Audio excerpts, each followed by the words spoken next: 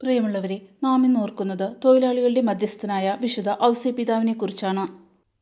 May 1 തീയതി ലോകമെമ്പാടുമുള്ള കത്തോലിക്ക വിശ്വാസികൾ തൊഴിലാളിയായ വിശുദ്ധ ഔസേപ്പിതാവിൻ്റെ തിരുനാൾ ഭക്തിപൂർവ്വം ആചരിക്കുന്നു. ഇത് വെറുമൊരു ഓർമ്മ ദിനമല്ല. മനുഷ്യൻ്റെ തൊഴിൽ ജീവിതത്തിനും ദൈവവിശ്വാസത്തിനും തമ്മിലുള്ള ആഴത്തിലുള്ള ബന്ധം നമ്മെ ഓർമ്മപ്പെടുത്തുന്ന ഒരു മഹത്തായ സന്ദേശമാണ്. വിശുദ്ധ ഔസേപ്പ് ജീസസ് ക്രൈസ്റ്റിൻ്റെ ഭൂമിയിലെ പിതാവും പരിശുദ്ധ കന്യകാമാതാവിൻ്റെ ഭർത്താവുമായിരുന്നു. ബൈബിളിൽ അദ്ദേഹം വളരെ നിശബ്ദനായ വ്യക്തിയായി ചിത്രീകരിക്കപ്പെടുന്നു. എന്നാൽ അദ്ദേഹത്തിൻ്റെ മൗനം ദൗർബല്യമല്ല, മറിച്ച് വിശ്വാസത്തിൻ്റെ ആഴം പ്രകടിപ്പിക്കുന്ന ശക്തിയാണ്. ദൈവം തൻ്റെ ജീവിതത്തിൽ നൽകിയ വലിയ ദൗത്യം, പരിശുദ്ധ കുടുംബത്തെ സംരക്ഷിക്കുക, ജോസഫ് ഒരു ചോദ്യം പോലും ഇല്ലാതെ ഏറ്റെടുത്തു.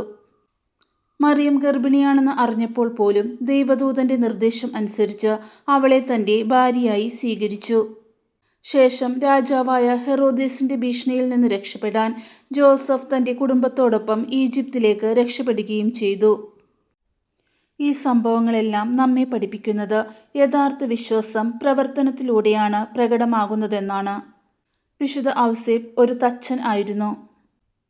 തൻ്റെ കൈകളുടെ കഠിനാധ്വാനത്തിലൂടെ കുടുംബത്തെ പോറ്റിയ അദ്ദേഹം തൊഴിലാളികളുടെ രക്ഷാധികാരി എന്ന വിശേഷണത്തിന് യഥാർത്ഥ അർഹനാണ്.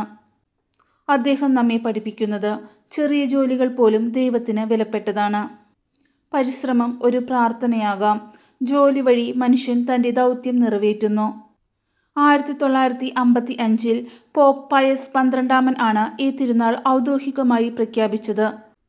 ലോക തൊഴിലാളികളുടെ ദിനമായ മെയ് 1 ക്രൈസ്തവ ആത്മീയതയുടെ ഒരു പുതിയ അർത്ഥം നൽകാനായിരുന്നു ഇത്. വിശുദ്ധ ഔസേപ്പിതാവിൻ്റെ ഗുണങ്ങൾ നമ്മുടെ ജീവിതത്തിനുള്ള പാഠങ്ങൾ.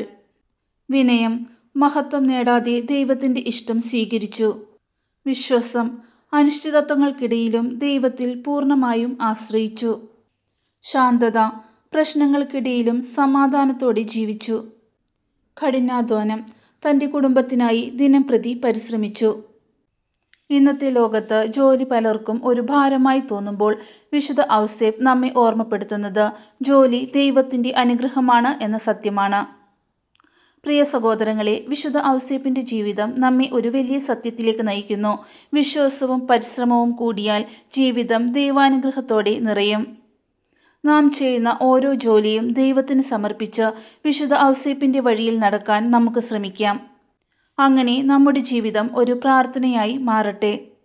വിശുദ്ധ ഔസേപ്പിതാവേ, ഞങ്ങളുടെ ജോലികളിലും ജീവിതത്തിലും ഞങ്ങളെ നയിക്കണമേ. ആമേൻ.